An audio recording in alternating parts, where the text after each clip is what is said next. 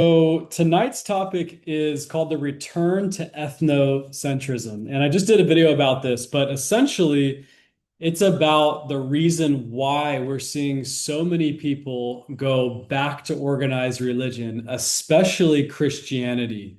You see a lot of influencers in the spiritual but not religious movement start to go back to Christianity and to organized religion. I've been noticing this for the past few years, and I think there are a few key reasons why this is happening. And the first one is that I believe the cultural pendulum is ripe for it. So, what happened in recent history with postmodernism, with the rise of the importance of the individual and of scientific thought, is that it grew the individual. It grew this idea that one does not have to be part of this dogmatic group, this patriarchal system, as we hear a lot, and the individual was more, there was a lot more focus on the individual. So, as a culture, the spiritual but not religious movement became really, really popular.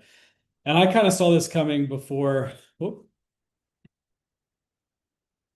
And I sort of saw this coming before it started to actually happen recently. But you see people, public figures like the President of the United States, like Charlie Kirk, and also Russell Branson.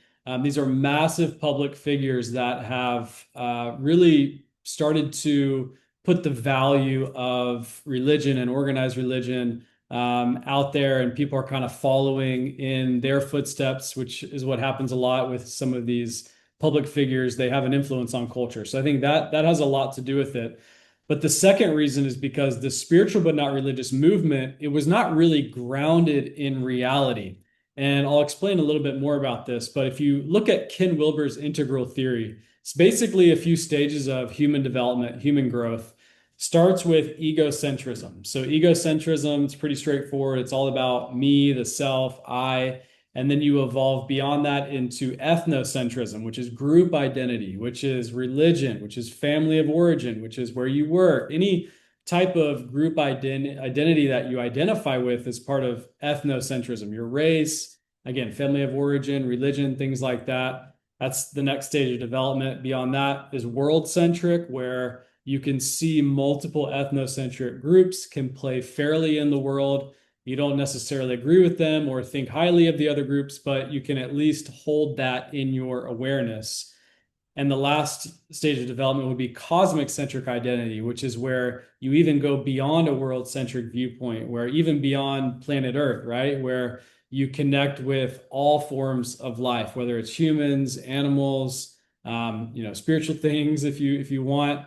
But cosmic centric, it can see the interconnectedness of all of the different groups in the world. So these are the brief stages of development. But what we got wrong in culture with moving to the spiritual but not religious movement is that we rejected the lower stages. We rejected egocentrism, but really we rejected ethnocentrism in this stage of development because we started to see group identity as a bad thing or as like a lower level of development, like, oh, I'm not part of religion, or I'm not part of like this family of origin, or I'm not part of my own race, things like that.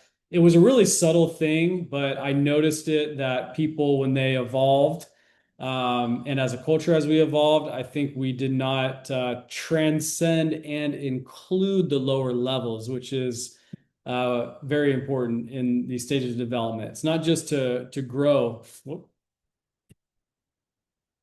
It's not just about growing and developing through these stages of development, but it's really about including the lower levels, the previous levels in your growth. And so the third step, the third reason why we're moving to this back to ethnocentrism is because crisis reveals our true developmental state. So we don't rise to the level of our expectations, we fall to the level of our training or to the level of our true development. And so, as a culture, I think we thought we were more developed than we really are. And I think we're seeing a lot of, like with COVID, that started kind of a big crisis moment for a lot of us. And then with just a lot of the political things that are happening recently over the past few years, things are starting to get heightened. More information is coming to light as we're seeing, especially this year, 2026, the Wheel of Fortune year, which a lot of things come to light that we didn't know for sure. And so these points are important because I believe what we see on the outside is a reflection of what's happening inside of us, right? So it's important as we develop through egocentrism, ethno, world, and cosmic centrism that we transcend and include the previous stages. So, what this looks like, practically speaking, is to maybe have some sort of pride about an ethnocentric group that you identify with, whether it's your family of origin, your race, gender, your religion, maybe, or spiritual practice. Spiritual practice also fits into, I think, the religion category, at least it can. And I don't know, maybe your favorite football team or whatever you feel, whenever you feel that group identity, that strength, it brings a lot of strength into people's lives. For me, I would say, my family of origin, I would say my different spiritual practice, Zen's a big part of my ethnocentrism and other things as well, friend group, my girlfriend, things like that. So the thing to keep in mind here is to not over-identify with it. Because when you over-identify with ethnocentrism, that's when the us versus them mentality comes online, and that's when a lot of real problems start.